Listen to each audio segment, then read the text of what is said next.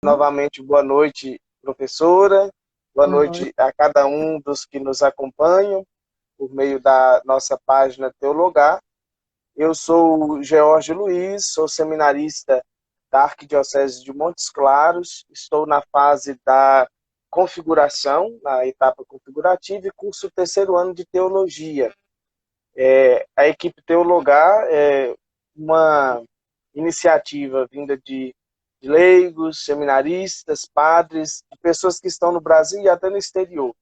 Nós temos um grupo que procura levar a teologia até você, né? Às vezes o contato com a teologia por parte do nosso povo não é tão facilitado, né? Mas ao menos em formas de pílulas homeopáticas a gente pode conseguir fazer com que eles tenham acesso a isso, né?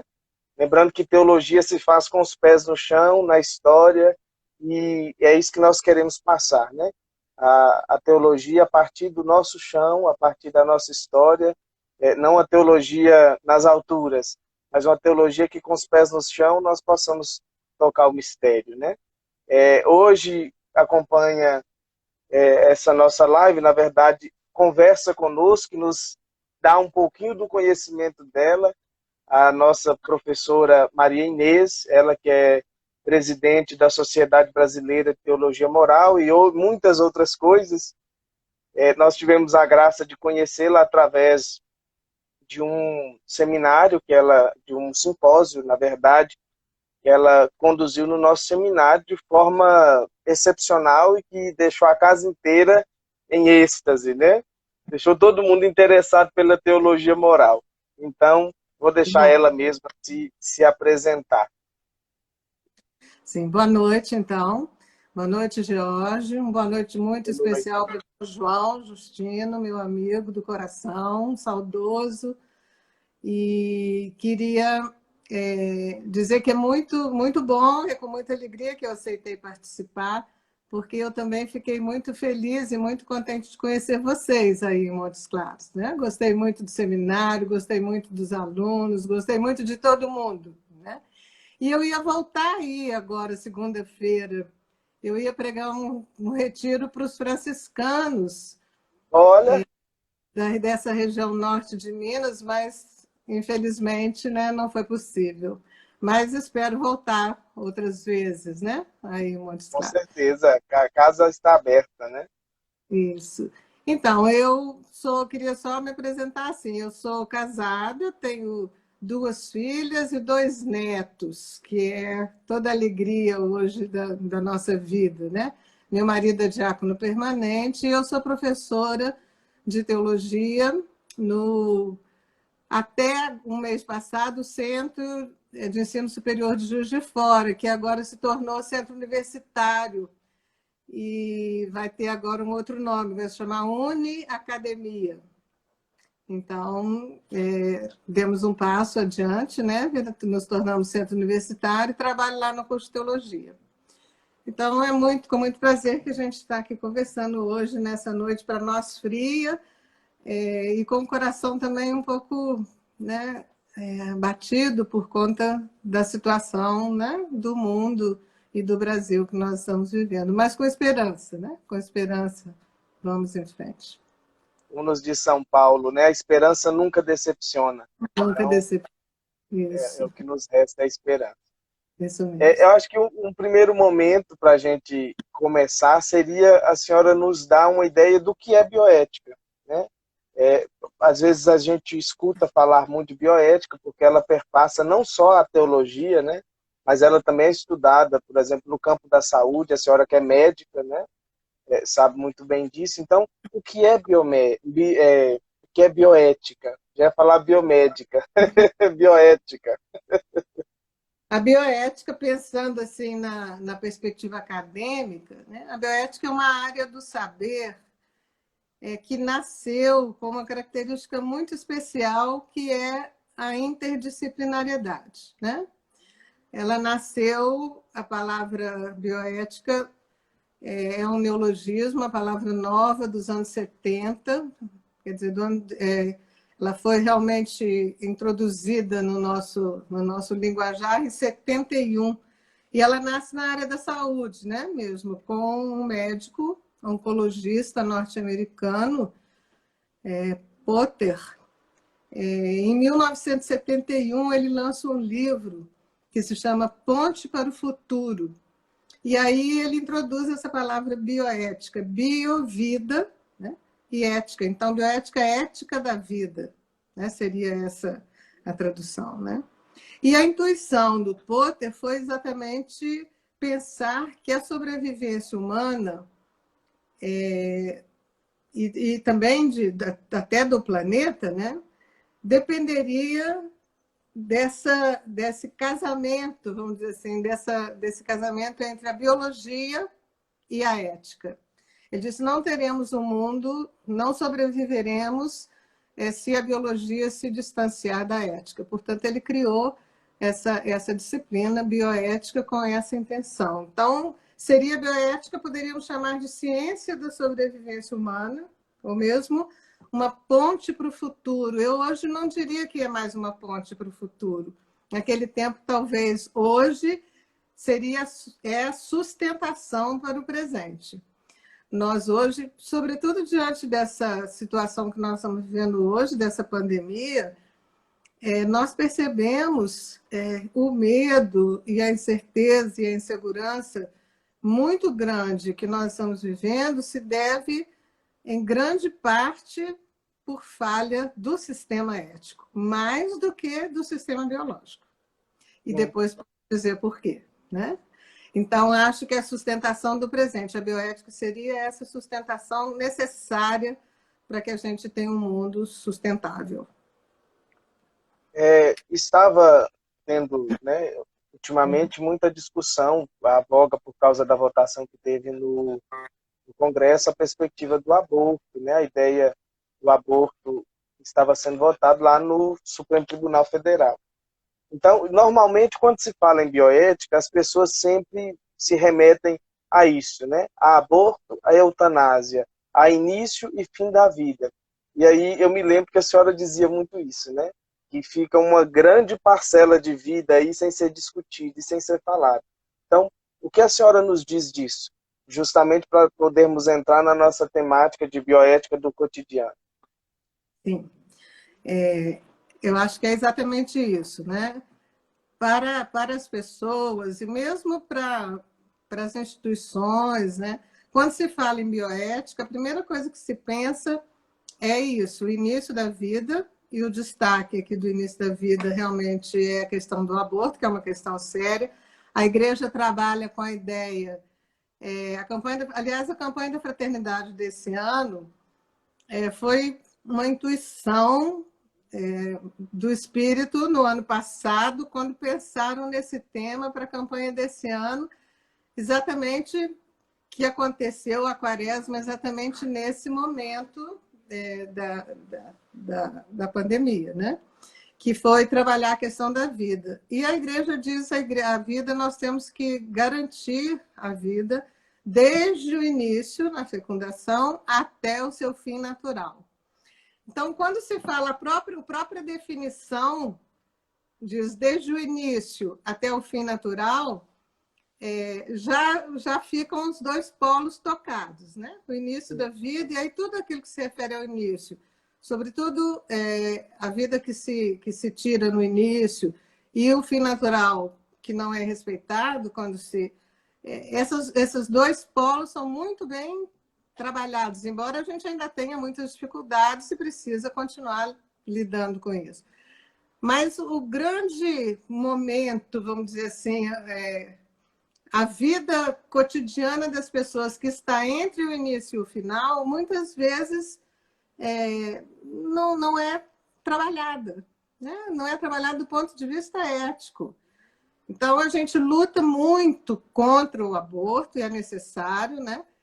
Mas depois que essas crianças nascem, a gente talvez não tenha um empenho tão grande em lutar pela vida das crianças já nascidas como a gente tem pelo nascituro. Então, acho que é preciso que a gente tenha essa perspectiva de uma vida cotidiana também inserida com bastante ênfase, vamos dizer assim, na garantia da dignidade e da qualidade de vida de todas as pessoas, né? Então, é por isso que a bioética, eu trabalho sempre assim, dividindo a bioética em 3 partes, né? Bioética da vida nascente, com todas as suas implicações, a bioética da vida terminal, com todas as suas implicações, e a bioética do cotidiano, que é a nossa proposta de conversarmos aqui sobre ela, exatamente porque ela, às vezes, é pouco compreendida ou pouco trabalhada, né? Então, um pouco isso, né? Então, a igreja trabalha, né? Eu acho que até podia pensar um pouco, a doutrina social da igreja trabalha com um princípio fundamental que fundamenta todas as outras coisas, que é a dignidade da vida humana. A dignidade de toda a vida humana, né? De toda a vida. E sem esse princípio, a bioética também não se sustenta, né? Porque a ética da vida é a ética de toda a vida, e a vida de todas as pessoas em todos os tempos, né? Da sua vida. Então, nós temos que pensar a partir disso, né? Essa vida que é uma vida, toda a vida de uma pessoa e toda a vida de todas as pessoas. É um desafio muito grande, né? Porque a bioética, por ela ser multidisciplinar, ela supõe um diálogo entre as ciências, né? Um diálogo da biologia com a ética, do direito com a ética, da teologia com a ética, da filosofia com a ética, né? E esse diálogo é extremamente necessário. Sem esse diálogo, não tem como fazer bioética. A bioética não pertence a uma disciplina, ela é uma disciplina que está entre vamos dizer assim, nessa perspectiva do diálogo entre as disciplinas, né? Só que nós vivemos num mundo monologante, vamos pensar assim. Nós não sabemos dialogar, né? Vivemos num mundo polarizado, num mundo em que as pessoas têm opiniões fixas e rígidas, né? Isso é isso e acabou, não quero ouvir o outro, né?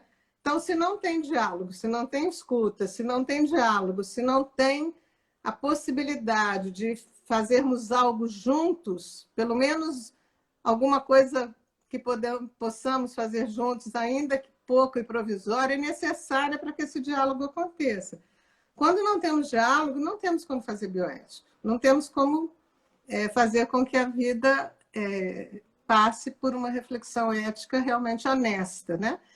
Então, a falta do diálogo na sociedade atual é um impedimento para que a gente possa trabalhar bem essa perspectiva bioética.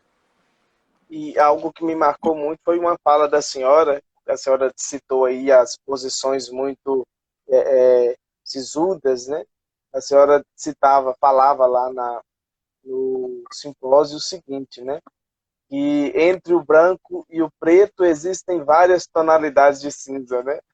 E Exatamente. às vezes falta uma sensibilidade para poder enxergar justamente esses outros pontos de vista, né?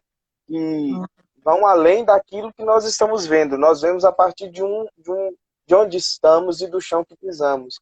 E muitas vezes nem queremos escutar o outro. Isso também passa pela bioética do cotidiano, né? Que o cuidado com o outro, cuidado com o outro também passa também pela escuta, né? Acho que a campanha da fraternidade desse ano, que acabou não sendo tão bem trabalhada e vivida exatamente por conta do isolamento, né, social, não podemos trabalhar o suficiente, eu penso, um tema super importante, mas a campanha traz o lema, né, da campanha, viu, sentiu compaixão e cuidou dele, né? Então, esse tema, né, fraternidade e vida, dom e compromisso, a vida como dom e compromisso, quer dizer, a vida é um dom que a gente recebe e é um compromisso que nós temos também com essa vida que temos, com a nossa e com a vida dos outros, né, com cuidado para com os outros. Então, essa perspectiva da campanha da fraternidade eu acho extremamente importante para pensar a bioética do cotidiano, né? Esse lema que foi tirado do Evangelho do Bom Samaritano, né? Viu, sentiu compaixão e cuidou dele. Então, viu, né? Eu acho que ver, é preciso a gente ter essa sensibilidade para ver a realidade, mas também para perceber e olhar o lugar do outro, o ponto de vista do outro, a possibilidade que o outro tem, a reflexão que o outro é capaz de fazer, né? E compreender, mesmo que a gente não concorde, né? Mas ser capaz de dialogar para chegarmos a alguma coisa que seja comum, a um consenso, né? Papa Francisco, esses dias, numa das homilias, a gente tem assistido, eu tenho assistido todos os dias a missa da Casa Santa Marta, que é uma bênção nesse tempo de pandemia a gente poder Acompanhar diariamente. né? Mas numa das homilias ele fala dessa rigidez, né?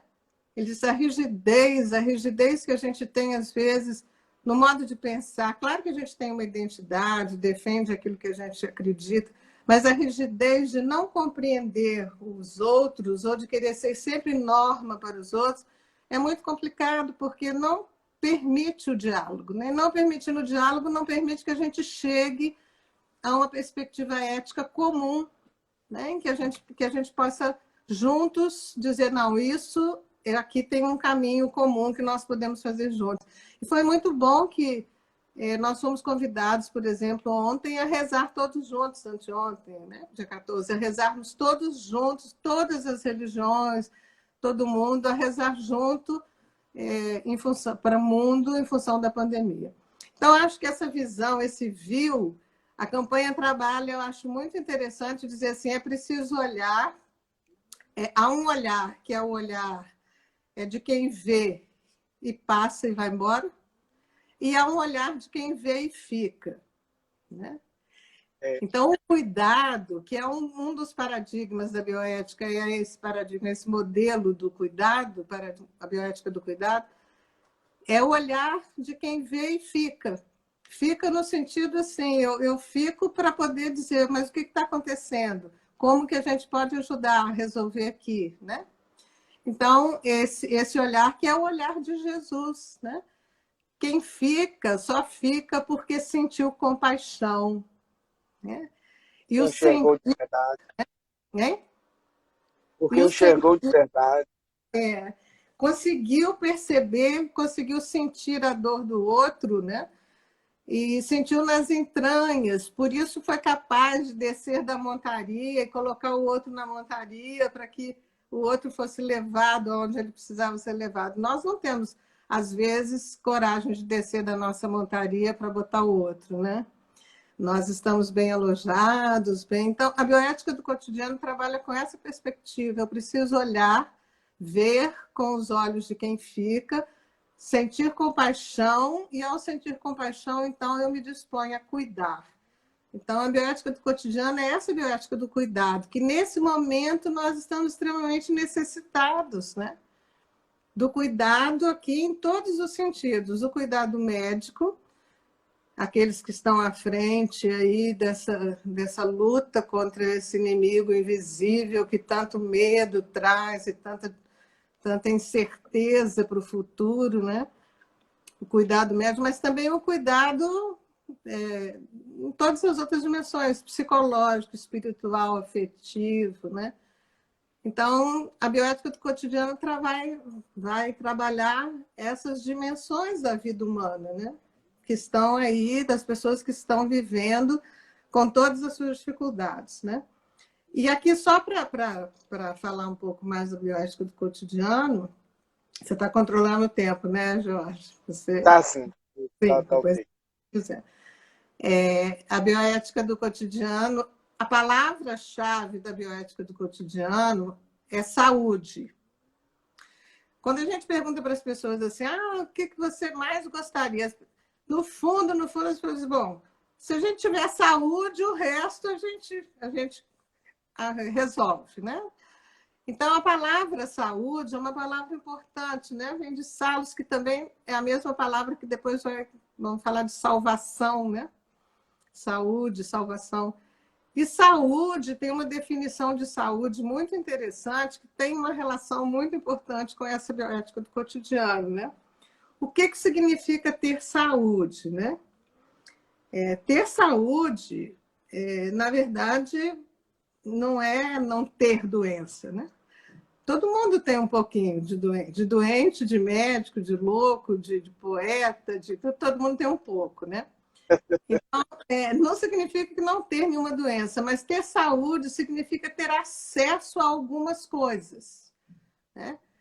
Então, uma definição que eu gosto muito de saúde, que foi feita uma vez num Conselho Nacional de Saúde, um congresso que teve aqui na década de 80 do século passado, dizia: saúde é resultante das condições de... E aí cita várias coisas, né?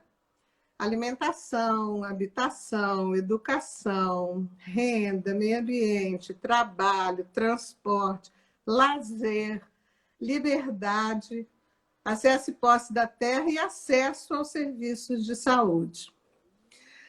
Acho que as duas coisas que estão nas duas pontas dessa definição são as duas coisas que hoje estão mais sendo discutidas. A última, que é o acesso aos serviços de saúde. Nós temos o grande problema hoje, e aqui eu estou falando um pouco também como médica, né? Que tem um marido médico, tem uma filha médica. O grande problema hoje, o grande medo é do colapso do sistema de saúde. Muitas pessoas adoecendo ao mesmo tempo e nós não termos leitos e não termos como atender essas pessoas, o sistema de saúde não dá conta, por causa da estrutura física, né? E também por causa do pessoal. Não tem médico suficiente, não tem serviço de enfermagem suficiente, as pessoas estão adoecendo.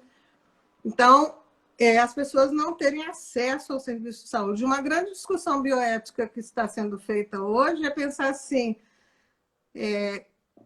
não tendo leito na UTI, não tendo respirador para todo mundo, quem que a gente vai escolher para ser tratado, né?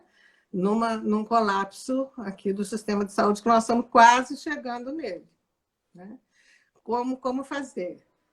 Acho que isso é uma resposta complicadíssima, porque isso não é uma questão médica.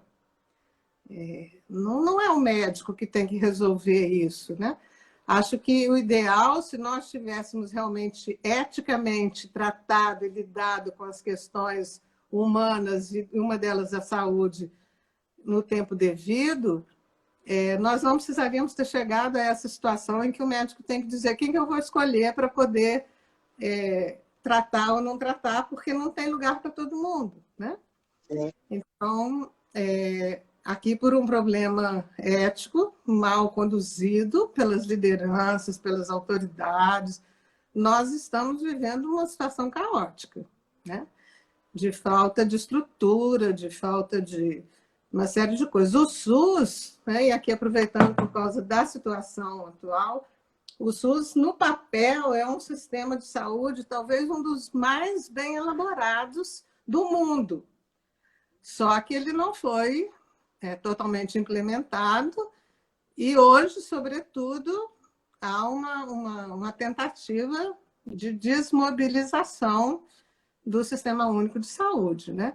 Para transformar a saúde num bem privado, que as pessoas têm que pagar pela saúde. E a maioria, num país de desigualdades enormes como o Brasil, as pessoas não têm como pagar plano de saúde, não têm como pagar tratamentos médicos, como é que a gente vai fazer, né? Então, temos uma questão séria. E na outra ponta, a primeira coisa que precisa para ter saúde é ter alimentação. E hoje nós vemos, com o empobrecimento do povo brasileiro, uma grande parcela da população que não tem o que comer, né? A campanha da fraternidade traz uma estatística é muito séria, né?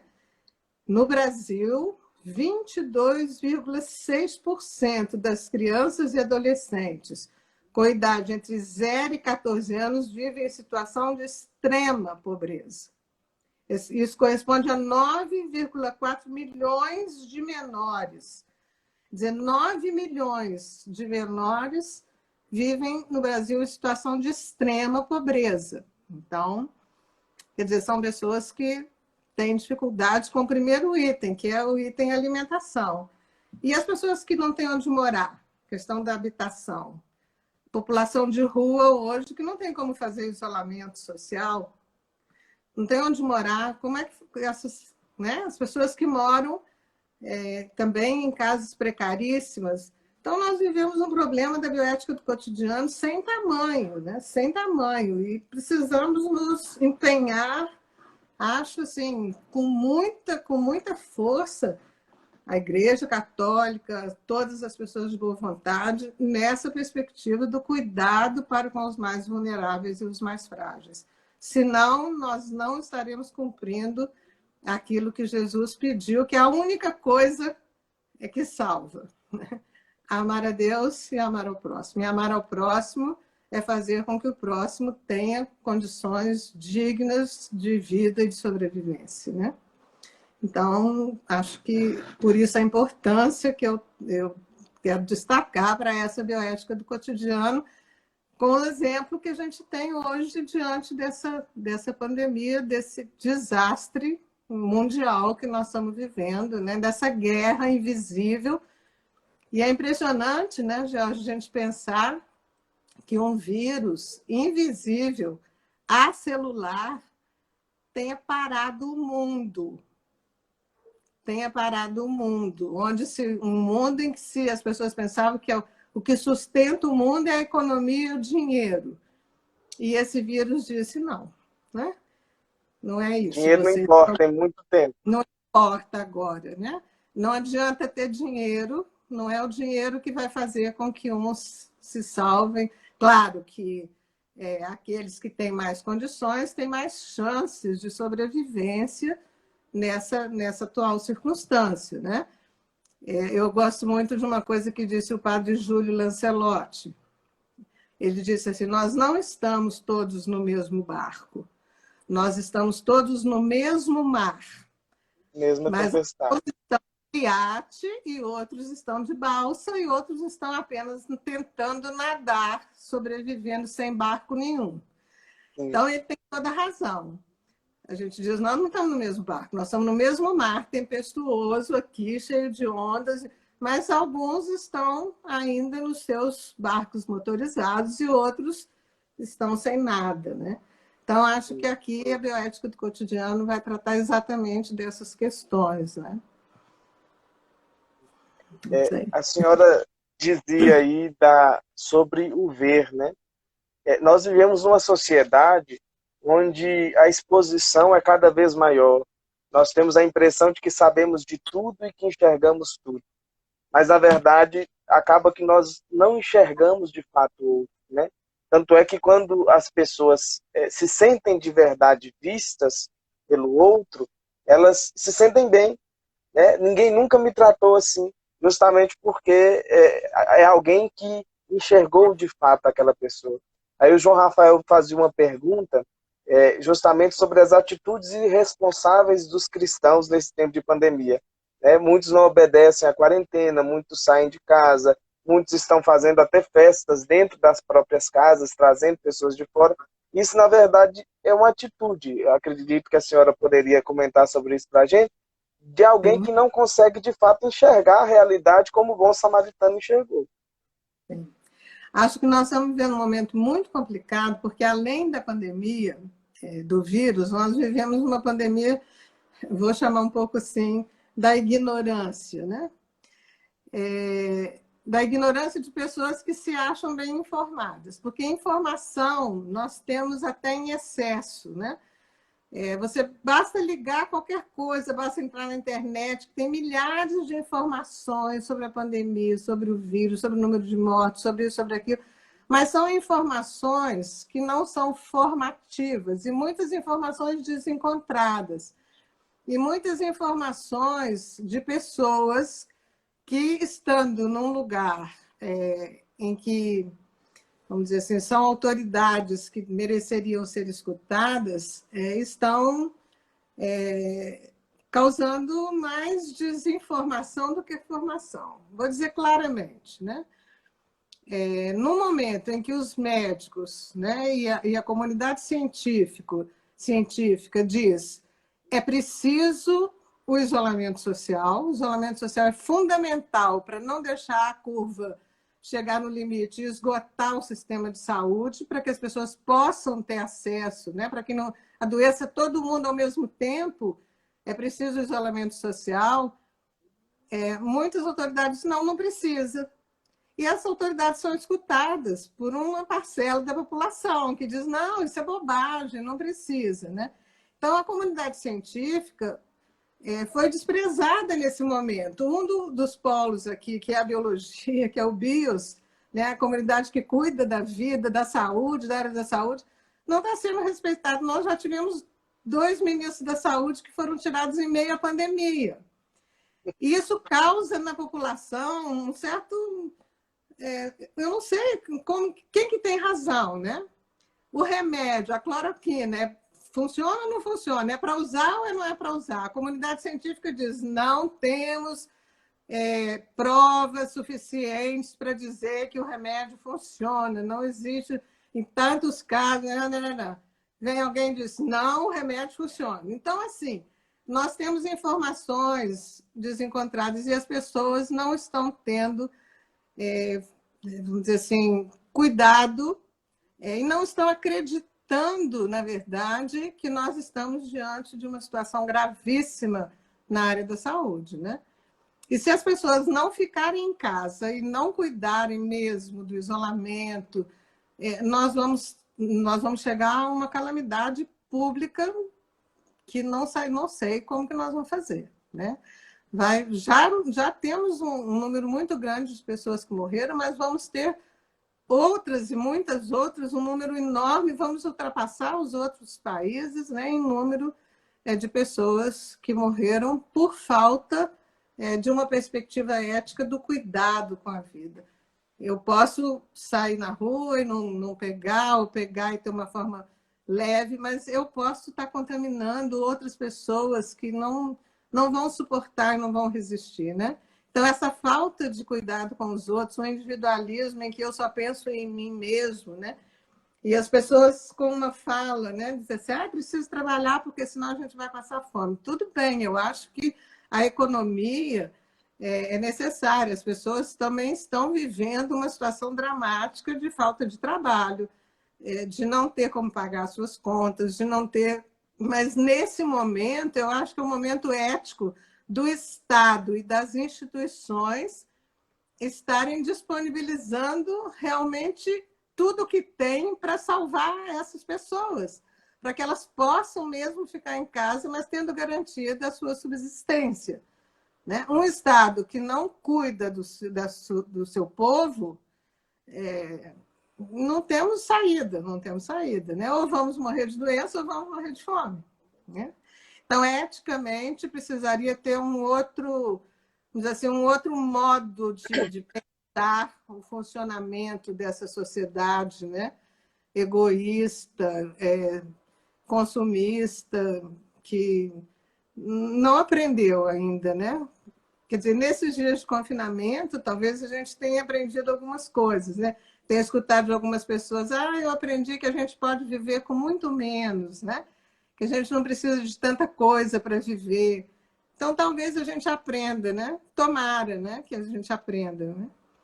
Que nós podemos viver com menos e partilhar um pouco mais das coisas que a gente tem com os outros para que todo mundo possa ter alguma coisa, que ninguém fique nessa vulnerabilidade tal, né? Sujeito aí a qualquer coisa, porque não cuidamos daqueles que nós precisaríamos cuidar, né?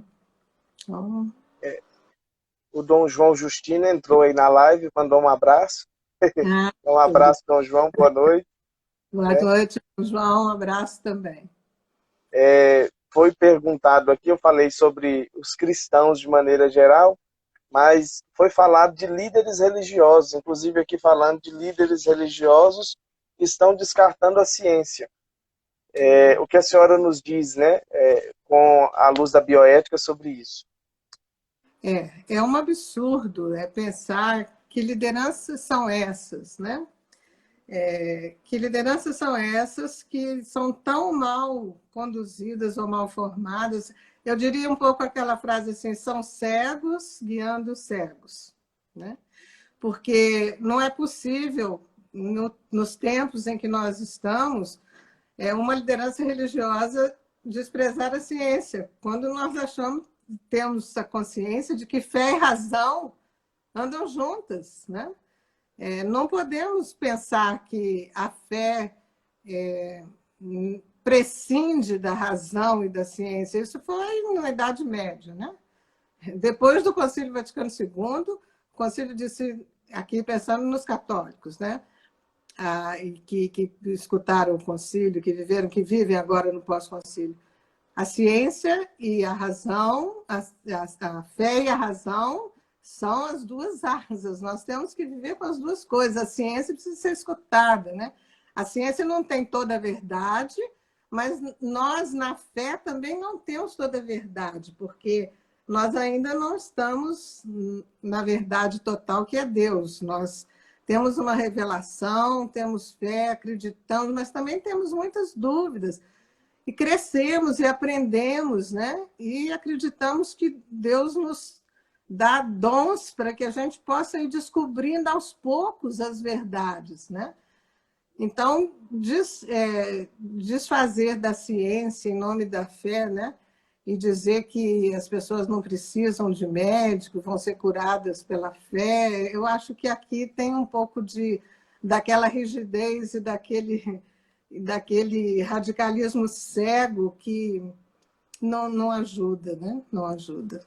Acho que a gente E é tem que ter... até contrário à própria fé, né? Sim, é contrário à própria fé, né? Contrário, porque é preciso que a gente tenha os pés no chão, né?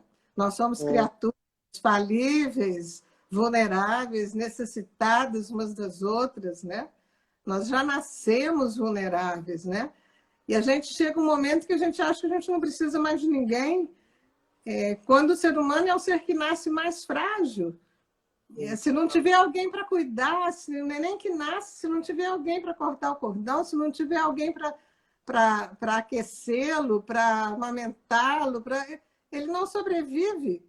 É muito mais frágil que todos os animais, né? Então, esse ser humano que sempre que foi cuidado, que está vivo hoje porque foi cuidado um dia por alguém, acha que não precisa mais cuidar de ninguém, que não precisa mais de cuidado, né? O que é uma ignorância, né? Aqui eu vou dizer isso outra vez, são cegos guiando cegos, infelizmente, né? Acho que a gente ainda tem essas pessoas que, no fundo, são pessoas, a meu ver, de má fé, né? De má fé, uma fé que não é verdadeira e que tem interesses outros por trás dessa manipulação indevida das pessoas, né? E o cuidado real que precisa ser oferecido, muitas vezes não é, né? E aí é triste, né, nós pensarmos isso, né? Que muitos que se dizem cristãos, na verdade, não seguem Jesus, né? Não conhecem Jesus, porque se conhecessem, não poderiam agir assim, né? Então, olhos Eu vou, fixos em Jesus, como diz o Papa Francisco, quem tem os olhos fixos em Jesus não erra o caminho, não erra o caminho. jamais. E consegue ver o outro, né? Consegue Exatamente. ver o outro. Eu vi aqui nos comentários uma pergunta sobre o pós-pandemia. Eu vou fazê-la para a senhora como eu fiz para o próprio Dom João Justino, né? Talvez seja muito cedo para a gente lançar algumas perspectivas, né, do pós-pandemia, algumas ideias de como será o pós-pandemia. Porém, eu acho que nós já podemos tentar tatear, né, uma ideia de como será esse pós-pandemia à luz da bioética. dizia em específico a medicina e a ciência, né? Aí, se a senhora puder nos falar um pouquinho sobre isso. Sim, eu acho que nós ainda estamos no olho do furacão, né? Então é difícil pensar um pós, mas o que a gente gostaria, que eu acho que seria, que nós deveríamos nos esforçar para nesse pós-pandemia, é para nós termos a humildade de aprendermos com essa pandemia.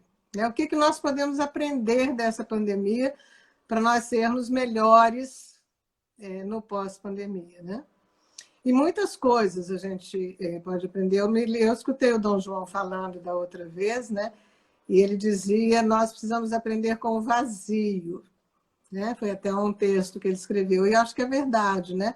Todo mundo está vivendo um vazio, uma solidão, um medo, uma incerteza, né? Mas, ao mesmo tempo, nós estamos percebendo que muitos gestos, né, de cuidado, de fraternidade, de solidariedade também estão acontecendo. E nós estamos percebendo que a natureza, o mundo, as coisas estão melhores sem nós, né? O nosso isolamento, o nosso ficar em casa, está fazendo com que a natureza se recupere de alguma forma, né? Hoje, um amigo meu, eu vi uma postagem, uma foto que ele colocou, ele olhando de cima do apartamento dele, passa embaixo um canal de água, ele dizia assim, o canal está cristalino.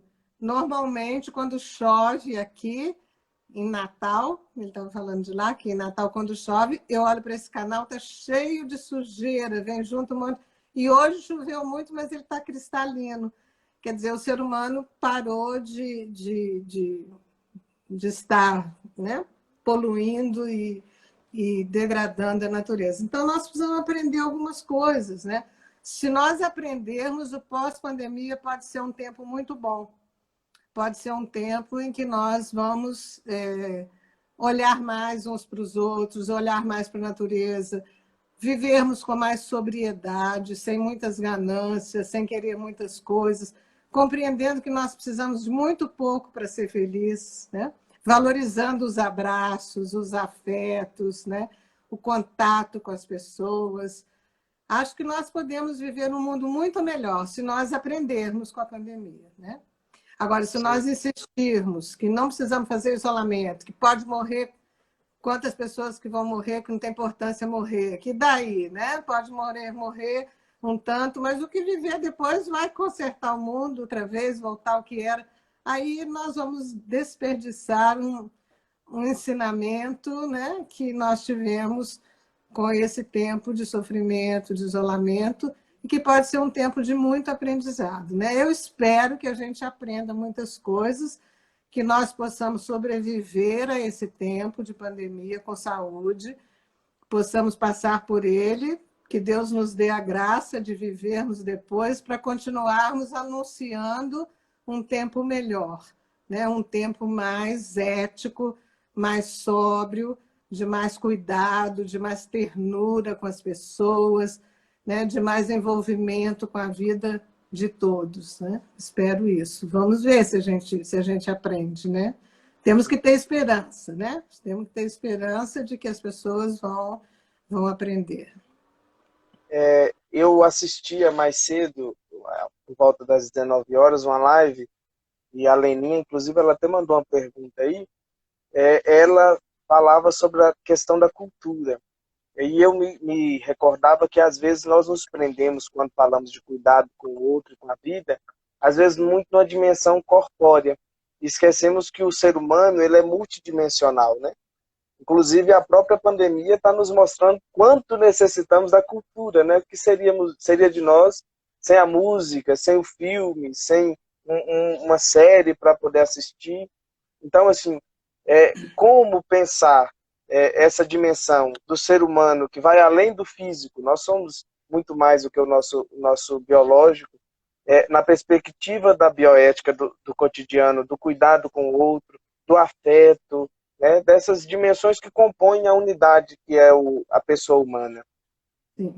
Acho que nós somos multidimensionais, precisamos disso tudo. Acho que a arte é uma dimensão, a arte como cultura, que você está dizendo de cultura, eu estou falando de arte, mas sendo a mesma coisa, é uma dimensão importantíssima para nos humanizarmos, né? Para nos humanizarmos, para aprendermos, então, para nos acalmar, para nos dizer que precisamos, que não podemos dizer, às vezes, com discursos, a arte consegue dizer. Então, precisamos de muitas coisas e temos muitas dimensões, uma dimensão psicológica, espiritual, e precisamos ser cuidados em todas as dimensões, né? E eu só gostaria de responder uma pergunta que alguém fez aí, que eu também li, diz assim, há uma dicotomia, ou é possível haver uma dicotomia entre economia e isolamento social? Porque essa é a grande discussão, né? Ou se cuida da economia ou se cuida das pessoas, né? Eu acho que não. Eu acho que precisa cuidar das duas coisas.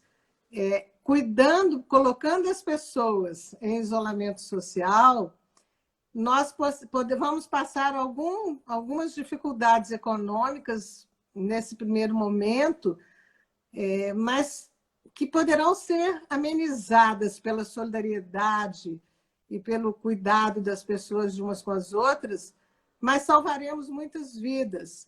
Porque entre salvar a economia e salvar vidas, eticamente, é preciso salvar as vidas e a economia, nós precisamos ajudar essas vidas a serem salvas, não só do ponto de vista da pandemia, do vírus, mas a serem salvas também da fome, da falta de estrutura para serem cuidadas, né?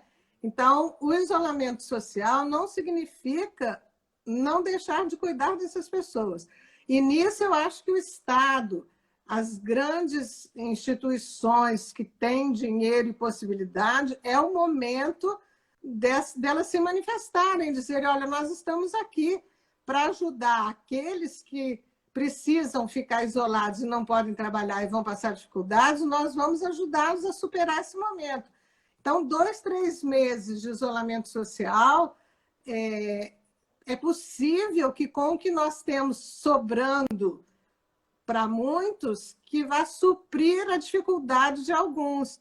Agora, com essa perspectiva egoísta que nós temos, individualista, de que nós temos que garantir só o lucro de alguns, aí sim, o isolamento social vai ser o caos, porque muitas pessoas vão também morrer de fome, né? Mas ou morre de fome ou morre da doença. Não podemos ficar nesse ou. Nós temos que tratar das duas coisas. O isolamento social para que a doença não cause mortes desnecessárias e o cuidado que o Estado e as instituições financeiras e outras possam ter para que as pessoas que têm que ficar em casa possam sobreviver nesse momento, né? Então, acho que não é ou. O cuidado é um cuidado que vai, como você disse, cuidar de todas as dimensões, de todas as pessoas, né? Então, acho que ficar em casa hoje é cuidar das pessoas. É cuidar das pessoas. E ficar em casa, mas sempre pensando em como eu posso, mesmo de casa, ajudar aqueles que não têm onde morar, aqueles que não têm o que comer, aqueles que nesse momento perderam o trabalho e estão com dificuldade. É possível fazer as duas coisas. Eu acho que não é ou, não. Eu acho que é e. Né? Respondendo à pergunta de uma deputada, Leninha, que falou aí, que eu li assim, né? Cuidar do ser humano como todo, e de todos os seres humanos, né? Em todas as situações. A Marinha Tavares, ela colocou Maria, aqui que saudades, né? E sim. fez a seguinte pergunta: como manter o fôlego, a saúde em meio à vida, né? Nesse meio em que até a igreja se encontra tão polarizada? E essa cultura da ignorância só adoece a mim? Antes da senhora responder, eu digo para ela: não, certamente não, também a nós, e muito. Nós também estamos todos muito adoecidos, né? Com essa polarização dentro da igreja é extremamente desgastante, né? Quando num momento em que nós precisaríamos estar todos unidos e unidos, sobretudo, como igreja. E unidos aqui, nesse momento, quem nos lidera, se nós acreditamos na igreja como obra do Espírito, quem nos lidera é o Papa Francisco. E nós precisamos escutá-lo, né? E precisamos fazer aquilo que ele está nos indicando, né? Como um líder que realmente nos mostra que ele tem o olhar fixo em Jesus, né? Então, aqueles que não querem, que não aceitam o Papa Francisco, que não aceitam a CNBB, que não aceitam e criam polarizações inúteis nesse momento, fazendo confusão na cabeça das pessoas, desestimulando as pessoas ao isolamento, a cuidarem uns dos outros, brigando no momento em que nós deveríamos estar unidos, brigando politicamente por poder, por prestígio, por dinheiro, que são as tentações que Jesus sofreu e que só depois delas é que ele pôde, de vencê-las, é que ele pôde seguir um caminho. As pessoas ainda estão lá nessas tentações, não conseguiram fazer o deserto suficiente para acolher o Espírito que as livraria dessas tentações, do poder, do prestígio e do dinheiro, para serem cuidadores uns dos outros. Nós temos que ser aquilo que Jesus foi, né? E aqui eu digo uma palavra que eu gosto muito, uma expressão: curadores feridos. Curadores feridos. Nós temos que lembrar que Jesus se deixou ferir para compreender a nossa dor e para poder, então, nos curar. Se nós não nos sentimos vulneráveis, se nós não queremos nos sentir feridos nesse sentido, né? De saber que somos todos vulneráveis e capazes de sofrer, nós não temos condição de chorar com os que choram, de sentir a dor do outro, né? Nós vamos estar sempre como os moralistas rígidos, né? Apontando o dedo, o erro do outro e ditando regras para o outro seguir, quando a gente mesmo às vezes não segue, né? Então, acho que é isso, né, Marina? Acho que nós precisamos ter força e esperança, né? Nesse momento muito difícil de polarizações, de brigas, né? De lutas pelo poder, de lutas pelo dinheiro, né? É preciso a gente ter a sensibilidade, o olhar fixo em Jesus e a sensibilidade interior para dizer: não é esse o caminho, não é esse o caminho. Nós temos líderes que são guias cegos e que estão guiando cegos e que estão jogando muita gente no buraco, num buraco sem fundo, que a gente não, às vezes, desanima e diz: não vamos enxergar o fundo desse poço, né? Mas não podemos perder a esperança, né? Um abraço para você também, Marina, carinhoso. Vamos ter esperança de que nós vamos... Deus está conosco, né? Deus está conosco. Deus sabe do que nós estamos passando, estamos vivendo, não nos abandonou, não nos abandona nunca. E por isso nós podemos ter esperança de que essas coisas vão passar, são os tropeços do caminho que nós temos que enfrentar com coragem e sensibilidade suficiente e com resistência, sem nos deixar cooptar por essas coisas que fogem aos olhos fixos em Jesus. O olhar fixo em Jesus não permite que a gente vá por outras sendas aí mal conduzidas, né? Acho que é isso. Infelizmente, nós estamos indo já para o nosso fim, né, da live. Desde já, registro aqui o meu muito obrigado a toda a equipe teologar, comprometida sempre com a reflexão teológica, né? Agradeço a senhora por palavras tão lúcidas, né? Em um momento assim de escuridão que estamos passando, principalmente no nosso Brasil, de trevas. Lucidez é necessário, lucidez é preciso para poder lidar com tudo isso. Então, o nosso muito obrigado mesmo, de coração. Registro aqui que, quando a senhora disse sobre o curador ferido, eu me emocionei, porque, de fato, é algo que deve tocar os nossos corações. De uma forma muito especial, a gente que está na caminhada vocacional rumo ao presbiterato, a gente sente isso muito, né? O curador ferido. Não deixa de ser ferido para poder curar, pelo contrário, reconhece a sua ferida e fragilidade para poder curar. Isso é de uma beleza espetacular. E peço à senhora, já deixando o meu muito obrigado, para encerrar essa nossa live, deixando uma mensagem de esperança à luz da parábola do bom samaritano, que a senhora iniciou falando, e que eu acho que é algo que irá nos dar bastante alento no fim dessa live. Sim. Eu agradeço muito, mando um abraço muito carinhoso também para todos os seminaristas e o padre, que é me esqueci o nome dele agora, o reitor de vocês. Monsenhor Silvestre. O senhor que me recebeu aí tão bem, o reitor do seminário, né? E tantos outros, e o Dom João, e tantos outros, Montes Claros aí, para as irmãs que me acolheram lá, um abraço para elas. E eu termino mesmo dizendo isso. Eu acho que na parábola do bom samaritano, nós temos duas possibilidades, né? Os levitas e os doutores da lei que viram e passaram em frente, né? Foram indiferentes. E o samaritano, que nem era religioso, não era nada, foi aquele que cuidou e curou, né? Os evangelhos nos mostram muito isso, os estrangeiros, as prostitutas, os pecadores, eles eram mais fiéis à lei do que aqueles mesmo que eram os doutores da lei. Então, e a campanha da fraternidade, dentro dessa perspectiva do Evangelho, nós temos que ser esse bom samaritano, e tem muita gente que é bom samaritano nesse mundo, né? E a campanha nos fala de duas bacias, eu achei também muito interessante essa comparação, e que nós podemos ficar com esse pensamento final. Nós temos duas bacias, podemos escolher. Ou a bacia de Pilatos, que a gente lava as mãos e diz, e daí? Ou a bacia de Jesus, a bacia na qual ele lava os pés dos seus discípulos e diz, é preciso que nós nos cuidemos mutuamente, né?